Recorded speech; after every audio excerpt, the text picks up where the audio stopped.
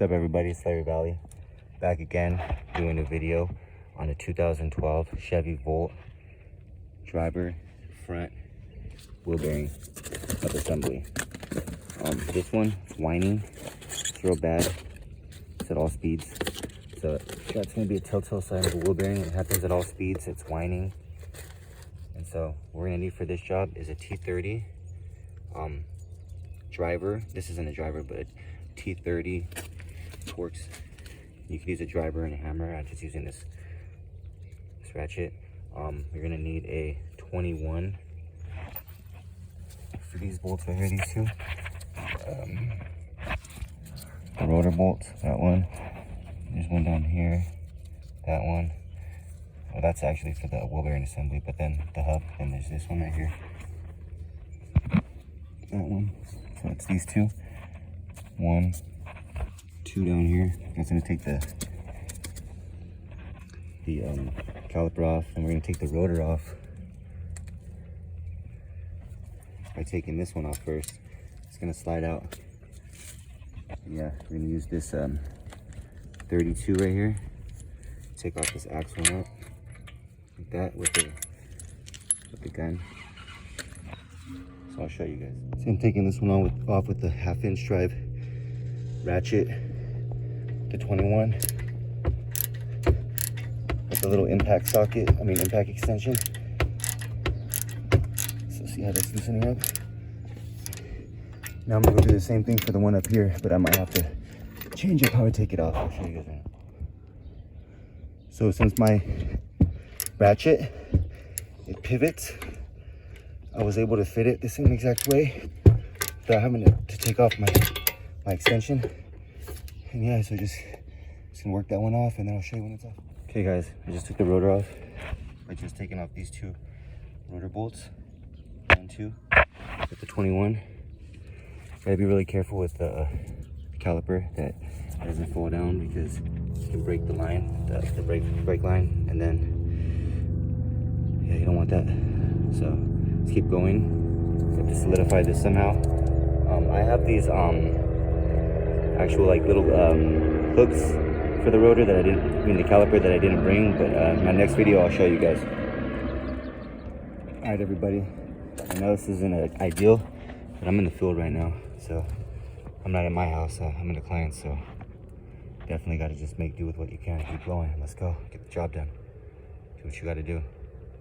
God bless everybody. All right, everybody. Just take off the wheel bearing bolts. I'm going to use a 19. And I've already gotten the tension loose. Now I can just do this one by hand. And then there's the washers on this side. And there's another one right there next to this CV axle boot. So there's those two right there.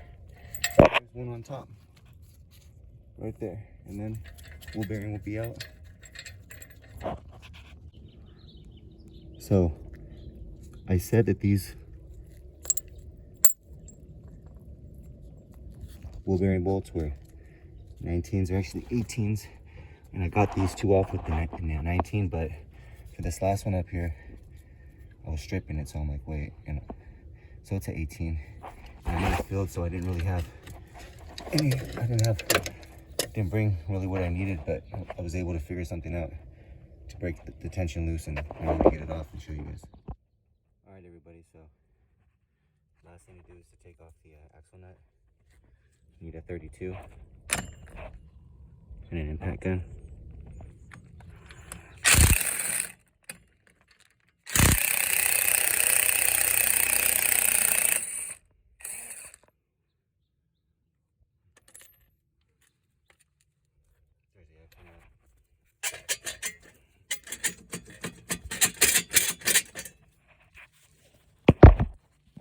Get this off real quick. There's like some kind of pry bar, screwdriver or something. So what you guys most likely have to do is hammer the CV axle, the end of it, hit it, because this is going to be stuck in here, especially if it's a bad bearing. So you got to hit it out in order to pop this out. So don't think since you got everything out and it doesn't want to come out that you're stuck. So this is obviously busted. you want to clean this all out right here. I'm just going to tell you guys, use a 10mm and take off this vehicle speed sensor right here, or this wheel speed sensor. Because when you're putting everything back in, you don't want to damage it. And go ahead and clean it as well. Started cleaning the inside. Like, I'm in the field right now, guys, so I don't have my you know, like any kind of like brake. I mean, I don't have any grease on me. I don't have wheel bearing grease. I don't have a brake cleaner or anything like that. I believe this one doesn't come with grease, but it.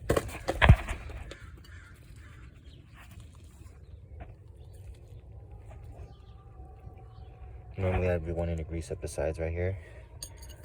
This does have some already, so I mean, either way, guys, it's gonna be way better than what it was. This is a brand new bearing, and it's a good brand. FKG UK bearings. I've used these on Toyotas. I've used them on Chevys. Really good. Okay, everybody. One of the more challenging parts of this job, and it's not really too challenging, is just to line up the spindles. I mean the teeth, like the gear teeth, with the spindle with the other side.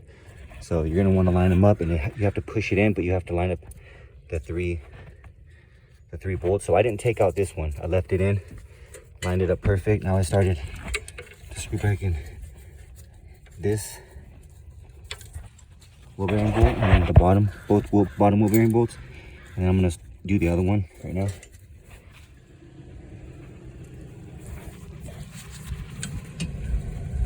All right, everybody, so I got everything back on. I just compressed in the brake piston. I got the axle bolt back on. I got all three of the wheel bearing bolts. Now I just got to put the 2 rotor bolts on as soon as I finish taking this off. All right, everybody, everything's back on. Both caliper bolts, well, I didn't take off the caliper bolts. Both rotor bolts, all 3 of the wheel bearing bolts, the rotor retaining bolt. I compressed the piston, caliper piston back in. And this is the old wheel bearing, which was really, really bad. So, appreciate you guys watching. Please like and subscribe. All right, everybody, I just started the vehicle up. About to do a test drive just to confirm the repair.